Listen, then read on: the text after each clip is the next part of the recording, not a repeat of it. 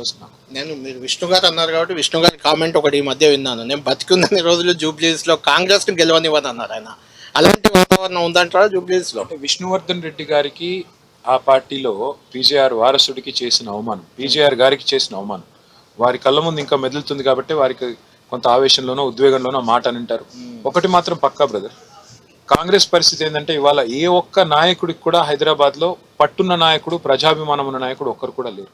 పైరవీలు చేసే వాళ్ళు ఉన్నారు, పైసలు సంపాదించే వాళ్ళు ఉన్నారు, ముఖ్యమంత్రి గారికి మస్కా కొట్టి ఆయన చుట్టూ తిరిగే వాళ్ళు ఉన్నారు తప్ప ప్రజల చుట్టూ తిరిగి ప్రజల సమస్యలు పరిష్కరించే నాయకుడు ఒక్కరు కూడా లేరు. ఇవాళ 14 మంది మంత్రుల్ని ఒక ఆడబిడ్డను ఓడించడానికి ముఖ్యమంత్రి గారు ఇన్ఛార్జ్ గా పెట్టినారు. 14 మంది మంత్రులు. నేను అడుగుతా ఉన్నా, ఈ ఒక్క సీటు మీద ఇంత పంతం ఎందుకు ముఖ్యమంత్రికి? ఎందుకంటే ఆయనకు తెలుసు హైదరాబాదులో వాళ్ళకి ఇక్కడ పట్టు లేదు, హైదరాబాదులో కార్యకర్తలు లేరు, హైదరాబాద్ ప్రజలకి మీకు ఓటేయడానికి కారణమే లేదు.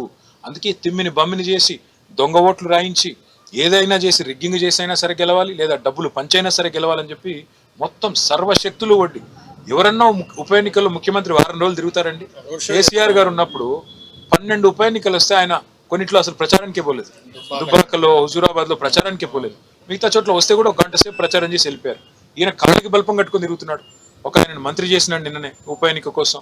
ఇంకోటి నిన్న మొన్న పాపం యూసుఫ్ గూడాలో ఆ త్యాగరాయ గాన సభలో అప్పుడప్పుడు సన్మానాలు జరుగుతుంటాయి.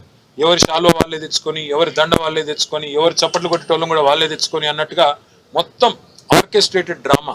అంటే ఈ రకంగా ఎంత దిగజారిపోయి ముఖ్యమంత్రి తనలాడుతున్నాడు అంటే, కుల సంఘాల మీటింగ్లు పెడుతున్నారు అంటే, ఇంత దిగజారిపోయి ముఖ్యమంత్రి గారు ప్రవర్తిస్తున్నారంటేనే దాన్ని బట్టి మనం అర్థం చేసుకోవచ్చు కాంగ్రెస్ ఓడిపోతోంది అనే రిపోర్ట్ ఆయనకు కూడా ఉంది. కాబట్టి కొత్తగా మంత్రులు, కొత్తగా పదవులు, కొత్తగా ఈ డ్రామాలు ఇవన్నీ ఇన్ని చేసినా జూబ్లీహిల్స్ లో కాంగ్రెస్ ఓటమి తప్పదు.